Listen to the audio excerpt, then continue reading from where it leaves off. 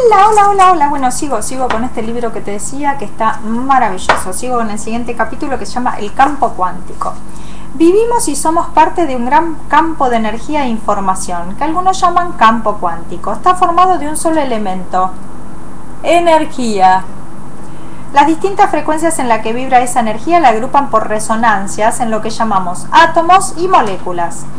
Nuestro cerebro capta las distintas frecuencias vibratorias y las decodifica en unidades de información, proyectando distintas imágenes, sonidos o texturas en nuestra mente.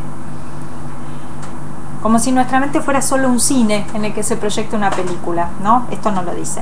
Esto es lo que llamamos materia. Podríamos entenderlo mejor si observáramos el funcionamiento de la televisión o de la telefonía móvil. Nuestras televisiones captan ondas de energía invisible que vibran en el aire a diferentes frecuencias. Estas frecuencias son luego decodificadas por nuestro aparato y convertidas en las imágenes que vemos en la pantalla. Con la telefonía pasa lo mismo. Las vibraciones son decodificadas y convertidas en sonidos. Lo mismo hace nuestro aparato perceptual. Ojos, oídos, papilas gustativas, piel, etc. captan las vibraciones del campo cuántico y nuestro cerebro las decodifica en imágenes, sonidos, texturas, formas, etc. Esas imágenes no están allá afuera, se crean dentro de nuestro cerebro. Así que lo que llamamos realidad es siempre un fenómeno virtual, dependiente y acotado a la capacidad de nuestro aparato perceptual y a nuestra programación cerebral. Lo que vemos no es lo que existe allá afuera, sino lo que creamos acá adentro. Papá, para vos eso. Percibimos así solo una pequeña parte y apenas unas pocas dimensiones de todas las que existen en nuestro universo. Allá afuera no hay nada de lo que vemos. Solo hay energía vibrando, nada más y nada menos. La división que experimentamos entre un objeto y otro también es una ilusión. No existe tal división, somos parte de una unidad. Pero nuestro cerebro nos proyecta una imagen que discrimina entre un objeto y otro porque los seres vivos necesitan separarse de su alimento o de un probable enemigo. O me ataca o me lo como. ¡Wow! El único motivo por el cual mi mano no se mezcla con un vaso cuando lo toco es porque ambos cuerpos se repelen eléctricamente. No hay diferencia entre el vaso y yo, sino en la forma en que en él y en mi mano se reagrupan sus electrones. Todo está hecho de lo mismo: energía. Nuestro cuerpo es un sistema y todos los sistemas están contenidos a su vez en otros macrosistemas. Todo tiene una interdependencia y una interconexión. Esta conexión se establece en el todo, en una forma no local que va más allá del espacio y del tiempo. Aún los seres que consideramos inorgánicos, como las piedras, están conectados al sistema de sistemas del que formamos parte. Un gran campo de energía e información. Me encantaría que estuvieran los libros de Dolores Cannon traducidos al español, porque ahí vas a ver qué es el gran sistema y dónde está, y cómo cada uno de nosotros generamos información para ese gran sistema. Algo que me sigue sorprendiendo es la increíble variedad de frecuencias que adquieren las partículas para no colapsar unas con otras. Sabemos que si una copa de cristal está vibrando, por ejemplo, a 35.000 Hz, y le aplicamos un sonido de igual frecuencia, la copa se rompería en 1000 pedazos. De modo que todo lo que llamamos materia se mantiene en una diversidad increíble de frecuencias vibratorias y por ello no estamos estallando todo el tiempo. También a cada manifestación le acompañan sus armónicos, que hacen que todas las distintas expresiones de esa energía se mantengan vibrando a diferentes frecuencias. ¿Existe en nosotros la capacidad de poder modificar a voluntad este rico e infinito campo de energía e información en el que vivimos, creando y recreando cualquier cosa que podamos concebir en nuestra imaginación? Sí, de hecho lo estamos haciendo todo el tiempo sin darnos cuenta. Los humanos somos los grandes alquimistas del campo cuántico. Este poder se conoce desde la antigüedad. Pero si todos tomásemos conciencia de su existencia, seríamos imposibles de gobernar. Saber que tenemos la posibilidad de modificar la realidad a voluntad nos convertiría en seres totalmente libres. El libre albedrío es un componente altamente subversivo para las esferas de poder, por lo que en todos los tiempos cualquier idea que se acercase al desarrollo de los poderes individuales ha sido brutalmente combatida. ¿Por qué tenemos conciencia de un libre albedrío si en realidad nunca hemos sido libres? Si un niño nace en una cárcel, ¿cómo puede ser consciente de lo que significa la libertad? Es interesante imaginar de dónde nos viene la idea de la libertad si nunca la hemos experimentado antes.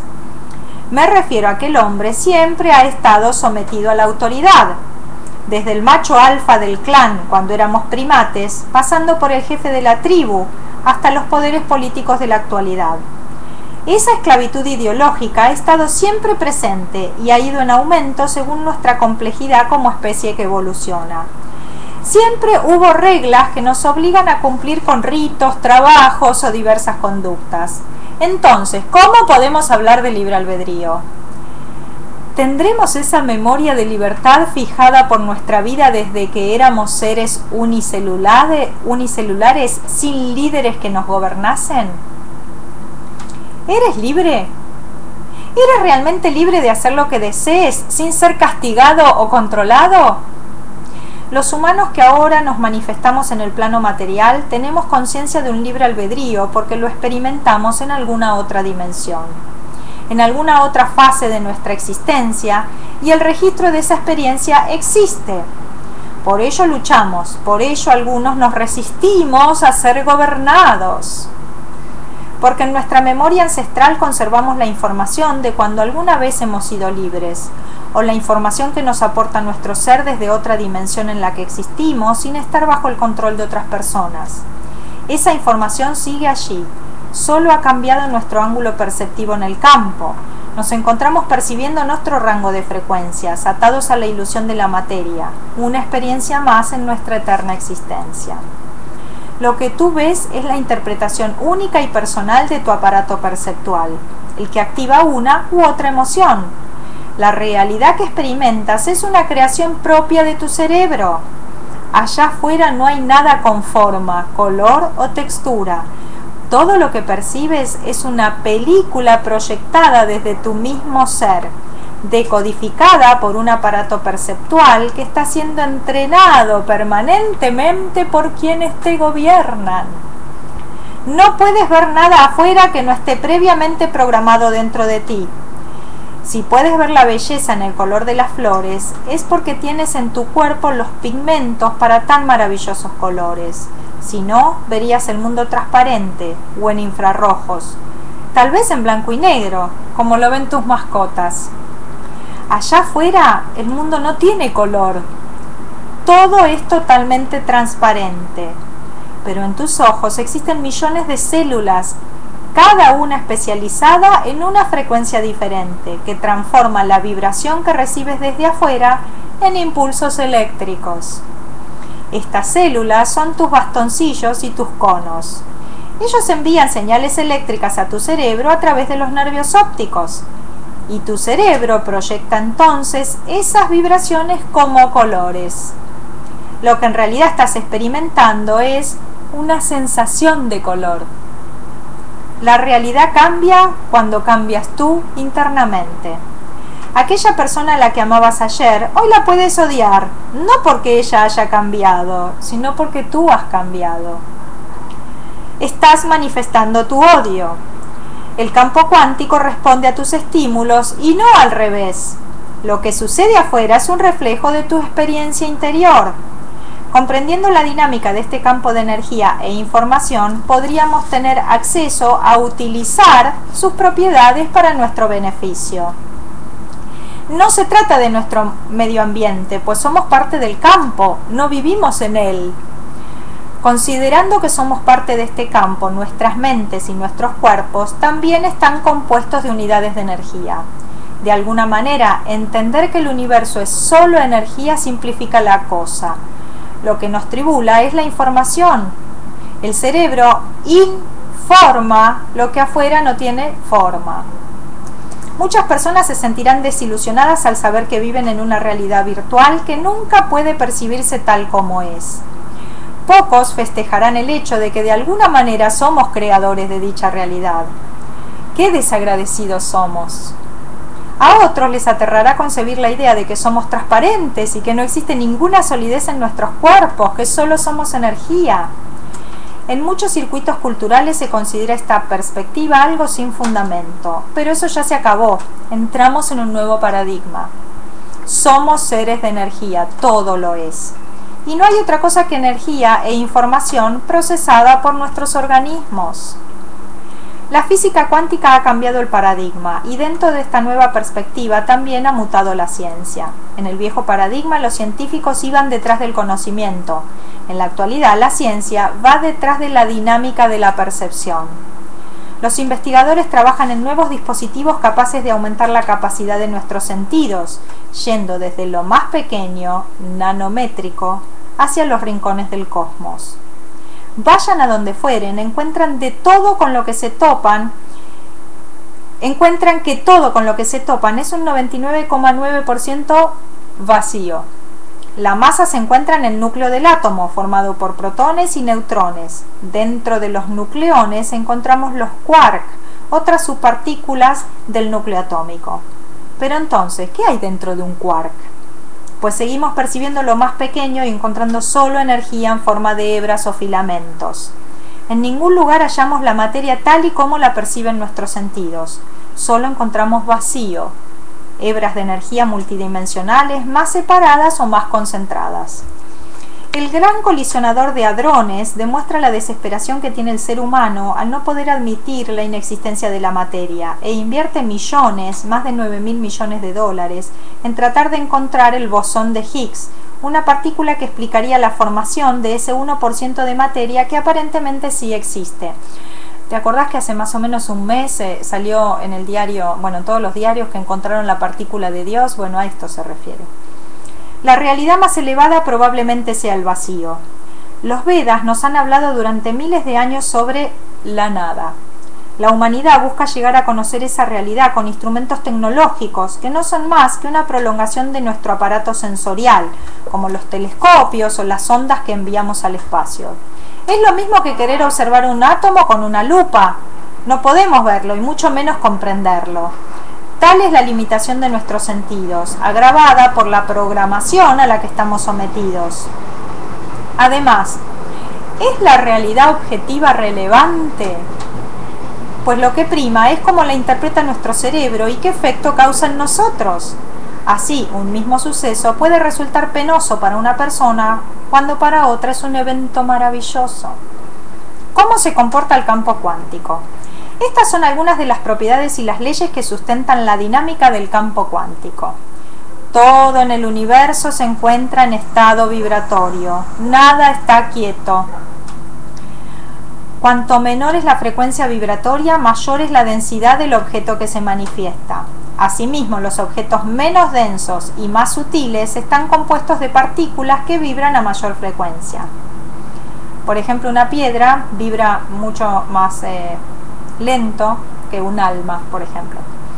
La información contenida en el campo no se encuentra en ningún tiempo ni en ningún lugar específico hasta el momento en el que es decodificada por el perceptor. El campo es infinito, así como la información contenida en él. Nuestro aparato perceptual, nuestros sentidos, vista, oído, gusto, olfato, tacto, es limitado e incapaz de percibir el campo en su totalidad. Exploremos estos conceptos de a uno en uno. 1. Todo en el universo se encuentra en estado vibratorio. La vibración es un estado universal. Las fuerzas a las que están sometidas las partículas generan ondas y éstas se miden en hercios. Un hercio representa cuántas veces vibra un elemento en el lapso de un segundo de tiempo. Así, un sonido de una cuerda de un piano que vibra a una frecuencia de 440 ciclos representará a nuestro oído la nota la. En realidad no está sonando ninguna nota musical. El la es una interpretación humana de la frecuencia vibratoria de 440 Hz, una convención reglada por las normas ISO. Si ese mismo grupo de partículas se sometiera a la aceleración de su frecuencia, el sonido iría haciéndose cada vez más agudo hasta abandonar el rango de nuestra percepción. Pasaría a otra dimensión, pero seguiría existiendo y modificando todo a su paso. A las propiedades vibratorias de las partículas que se encuentran en el campo se les pueden agregar también propiedades de pulsación y muchas otras magnitudes físicas o patrones que se manifiestan en nuestros aparatos de percepción y medición más avanzados. Los científicos que utilizan el Scanning Tunneling Microscope o microscopio de escaneo por efecto de túnel se encuentran con átomos que no paran de moverse. Las partículas no suelen posar relajadas para los fotógrafos, son muy reacias a los paparazzi. De hecho, si miran una tabla de partículas subatómicas, los antiguos atomistas se quedarían perplejos. Protones, neutrones, fermiones, quarks, leptones, bosones, gluones y hasta el quark encantado, que es mi preferido. Esta partícula subatómica es un fermión, como los protones, los electrones y los neutrones. Los fermiones son la materia del átomo, la parte que no es vacío y no pueden ocupar un mismo estado cuántico al mismo tiempo. Pero hablemos del quark encantado. Es el pesadito de la familia de los quark, descubierto en los años 70. Los quark se dividen en distintos sabores, que definen sus propiedades individuales en cuanto a su interacción nuclear. Así el encantado o quark-C forma hadrones que se desintegran muy rápido. Y digo que me gustan los quark porque poseen una cualidad llamada libertad asintótica. A medida que son sometidos a mayor compresión por fuerzas externas hacia el centro del núcleo atómico, cobran mayor libertad de movimiento. Algo así como liberarse en la medida en que se los esclaviza. ¡Qué bello! El hecho de saber que la energía se encuentra en un estado vibratorio nos lleva a dar con varias pistas de posibilidades de manipulación a través de herramientas que puedan alterar esa vibración. Por ejemplo, el sonido. Los sonidos que acompañan los ruegos y meditaciones de todas las tradiciones religiosas son el síntoma de que se conoce esa propiedad del campo cuántico desde la antigüedad. Así, los mantras del hinduismo y otras disciplinas asiáticas tienen un sonido primordial para activar cada chakra, ya que consideran los chakras o centros energéticos como los nodos de intercomunicación entre las distintas dimensiones del ser. Los chamanes en la antigüedad y aún hoy utilizan las vibraciones de sus atabales o tambores para producir cambios en lo que da origen a la materia. La medicina moderna más actualizada utiliza un sinnúmero de aparatos que producen distintas frecuencias de sonido y de luz para interactuar con los órganos enfermos. Espera que apago porque hace un frío. Pero bueno, ya está, ya entré en calor. 2. Cuanto menor es la frecuencia vibratoria, mayor es la densidad del objeto que se materializa. Sabemos que los objetos más densos se manifiestan a frecuencias más bajas y los de menor densidad a frecuencias más altas. Por lo tanto, podemos establecer rangos o dimensiones para ubicar dentro de un rango de frecuencias lo que consideramos como inmaterial, una idea de pensamiento, y en otro rango de frecuencias lo material. Las situaciones negativas que nos afectan suelen encontrarse en zona de vibración baja en el campo cuántico. El amor, la felicidad y el bienestar vibran a frecuencias muy altas, por lo que si te encuentras mal es probable que estés resonando en una autopista en la que circula información de baja frecuencia. Muévete, cambia tu alimentación, sal de la ciudad o ábrete y rodéate de seres con capacidad de amar. Alterando la frecuencia vibratoria de un elemento podemos hacerlo más denso o más sutil. Tenemos ya una forma de transformación posible a nuestro alcance. Esto lo conocían muy bien los alquimistas. Más adelante veremos cómo alterar las vibraciones de nuestro propio cuerpo para desviarnos a una autopista más rápida. 3. La información contenida en el campo no se encuentra en ningún lugar específico hasta el momento en el que es decodificada por el perceptor. Aquí vamos a incorporar un concepto que utilizaremos varias veces en este libro, el faro cuántico. Llamaremos faro a la situación de atención perceptual, como si al prestar atención a una zona del campo cuántico, encendiésemos una enorme luz que se proyectase sobre él, demarcando un área específica o ángulo de atención. En realidad el campo cuántico no tiene zonas, al menos como nosotros las concebimos, ya que la noción de espacio es también una ilusión sensorial. El campo cuántico es de naturaleza no local, básicamente está en todos lados. Utilizaremos entonces el concepto de zona con el significado de rango vibratorio, con el fin de poder comprender mejor estos conceptos.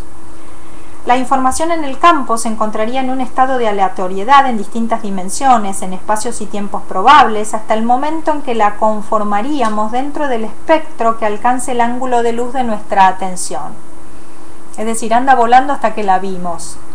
Cuando atendemos, generamos una nueva forma en el campo cuántico. Así, una partícula puede encontrarse girando en torno a un átomo en una órbita determinada y pasarse a otra órbita más interna sin atravesar el espacio entre ellas. Eso se llama salto cuántico. En la actualidad puede realizarse la teletransportación de un fotón a varios kilómetros de distancia y hasta puede detectarse la existencia de una misma partícula en dos lugares diferentes al mismo tiempo. Pero para ello debe de estar presente en el proceso nuestra atención. Por lo que parte de nuestra capacidad de alquimistas del campo reside en lograr que las unidades de información trasciendan dimensiones de espacio-tiempo, solo con el acto de atención.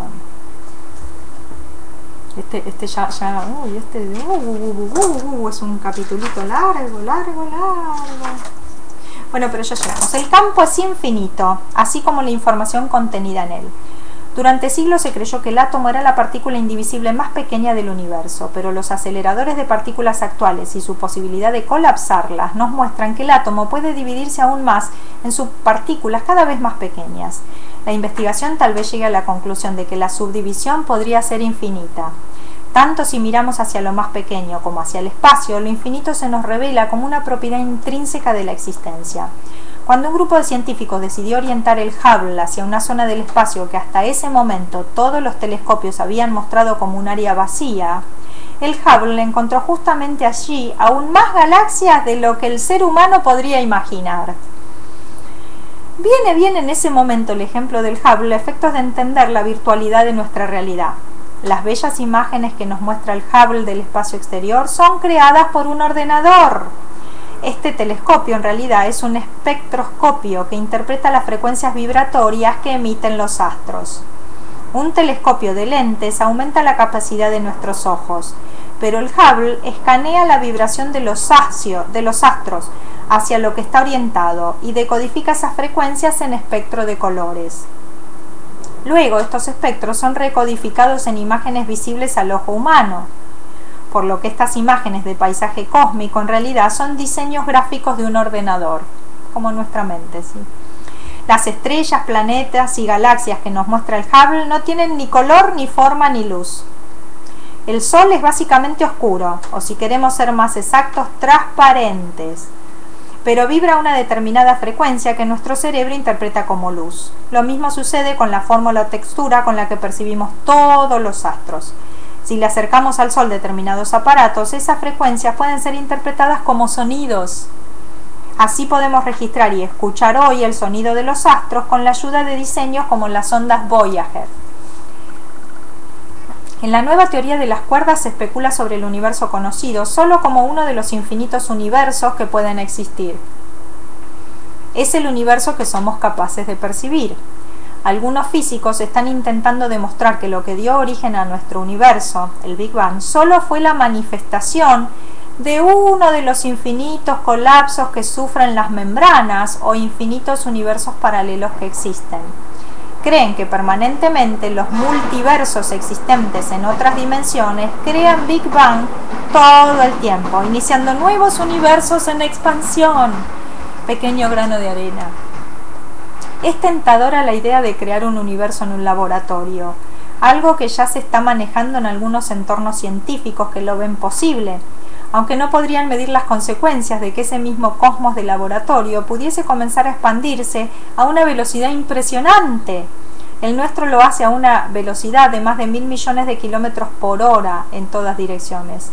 y que colapsase con el que nos cobija. Tiene su peligro, ¿no? 5. Nuestro aparato perceptual es limitado e incapaz de percibir el campo en su totalidad.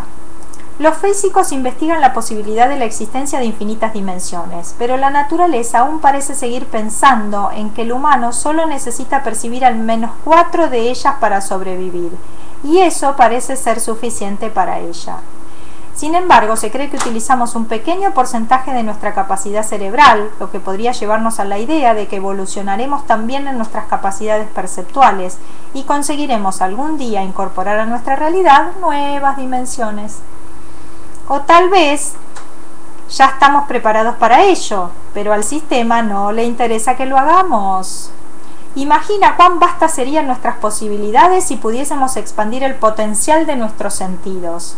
De hecho, muchas leyes de carácter global están orientadas a reducir nuestro potencial individual.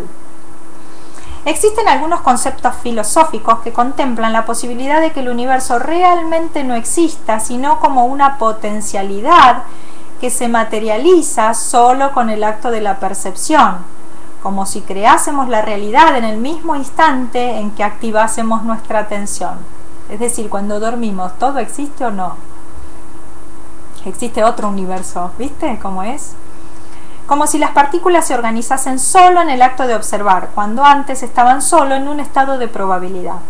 Del mismo modo, creen que así nosotros mismos seríamos solo la manifestación de la atención de un ser omnipresente que nos crearía al poner la atención en nosotros. Pero allí volvemos a la pregunta del millón. ¿Quién es el observador?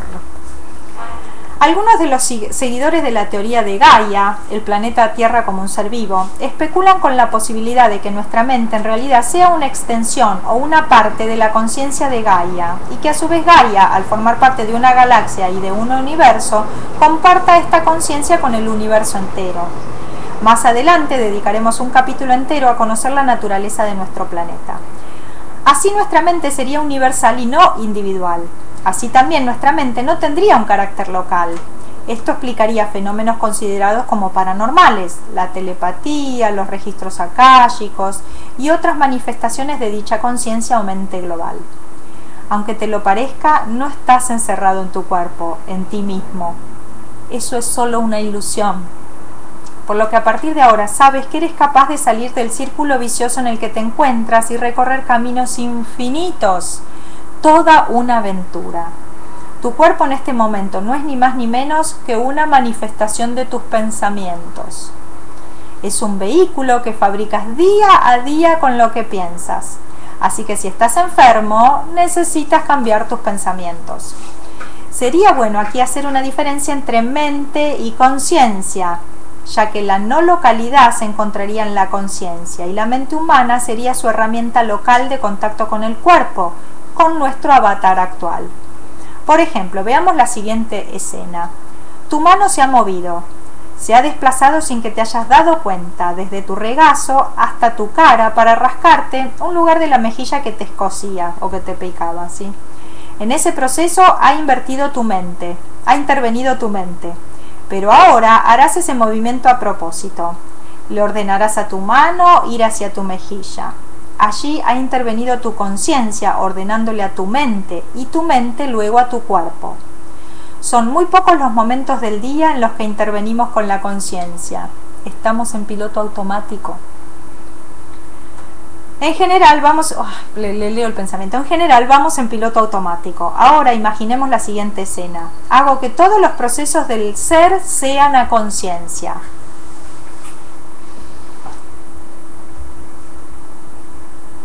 Parece imposible. Esto es un salto cuántico. Muchas prácticas ancestrales intentan enseñarnos a vivir conscientemente, respirar conscientemente, comer conscientemente y no mirando la tele, amar conscientemente. Como potenciales individuos conscientes, una comprensión más clara de la existencia de un campo de probabilidades formado por energía e información podría ayudarnos a vivir mejor en él y beneficiarnos de sus propiedades para aumentar nuestro campo de acción y transformación.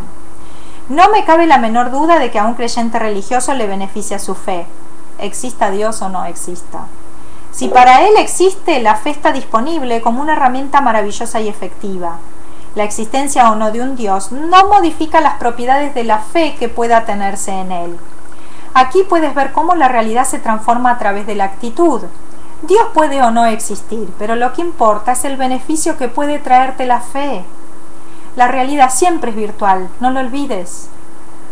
Por lo tanto, puedes empezar a considerar que la percepción que tienes de lo que te está pasando puede cambiar, y cualquiera que sea el problema que te esté afectando, puede dejar de hacerlo.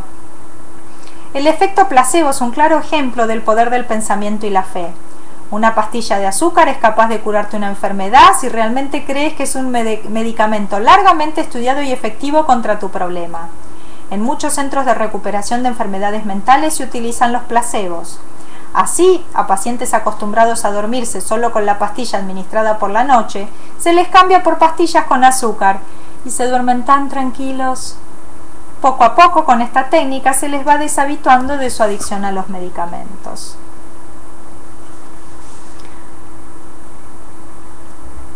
Si hasta aquí cuento con tu comprensión y puedes aceptar que la virtualidad de nuestra realidad puede beneficiarnos y que todo nuestro universo está compuesto solo de energía vibrando a distintas frecuencias, ahora vamos a ver cómo podemos ir a la práctica y seguir obteniendo los tesoros escondidos del campo cuántico. Seguimos después cuando, no sé, el universo organice y se alineen los planetas.